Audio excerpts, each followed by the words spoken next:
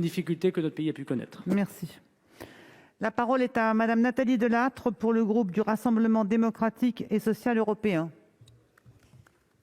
Merci, Madame la Présidente. Monsieur le Premier ministre, mes chers collègues, liberté, égalité, fraternité, laïcité, telle devrait être la devise de la France. C'est le sens de la proposition de loi constitutionnelle que je viens de déposer en ce jour anniversaire de la loi de 1905, inspirée par mes illustres prédécesseurs radicaux, les mêmes qui sont au fondement de notre République. Aujourd'hui, notre principe laïque se trouve ébranlé par certaines dérives religieuses, mais aussi sectaires et communautaristes. Il était donc temps que soit présenté ce matin au Conseil des ministres le projet de loi confortant le respect des principes de la République, pour s'attaquer aux symboles et étayer les murs porteurs que sont nos services publics, nos associations, l'éducation, le sport, la sécurité. Aucun sujet ne doit être tabou. Au rang des avancées, de noter le renforcement des contrôles à destination des associations cultuelles masquées en associations culturelles, l'encadrement des fonds provenant de l'étranger, l'effectivité de la neutralité des services publics, la tutelle du milieu sportif, car il était temps, Monsieur le Premier ministre, temps de sortir du déni.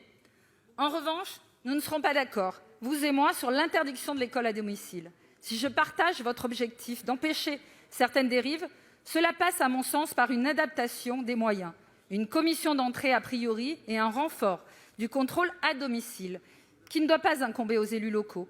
Le contrôle, oui, l'interdiction, non. C'est un contournement d'obstacles qui n'est pas à la hauteur des enjeux.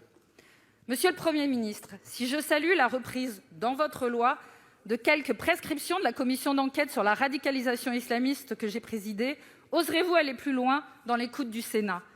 Allez-vous également tenir compte des doutes du Conseil d'État?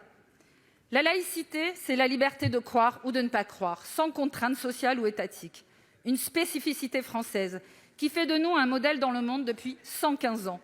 Comment comptez-vous la préserver et l'affirmer dans ce nouveau siècle? Je vous remercie.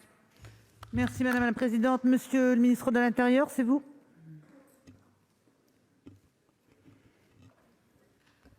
Madame la sénatrice, nous regardions avec Jean-Michel Blanquer parce que cette question aurait très bien pu s'adresser également à Monsieur le ministre de l'Éducation nationale, dont je salue le travail dans la présentation du texte de loi, comme j'ai pu le faire avec Madame la ministre déléguée et Monsieur le garde des Sceaux.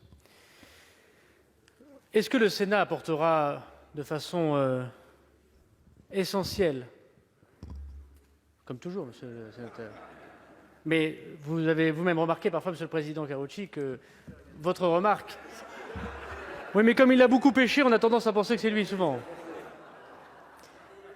Le gouvernement sera, Monsieur le Président Karoutchi, comme l'ensemble des sénateurs, Madame la sénatrice, pardon, sera très à l'écoute. Et je l'ai dit au Président Larcher, que j'ai vu à plusieurs reprises et dont je suis à la disposition à la fois du Président Larcher, bien sûr, du Président de la Commission des lois et de l'ensemble des groupes politiques que j'ai déjà réunis sous l'autorité de Monsieur le Premier ministre pour que nous puissions le plus possible trouver un consensus républicain sur un texte qui, comme le disait Aristide Briand à la tribune de l'Assemblée nationale, de la Chambre des députés, est fait à la fois pour pacifier les esprits et pour rendre de la force à la République. Oui, ce texte de loi présenté ce matin au Conseil des ministres répond à énormément de défis que vous évoquez dans le champ de la République.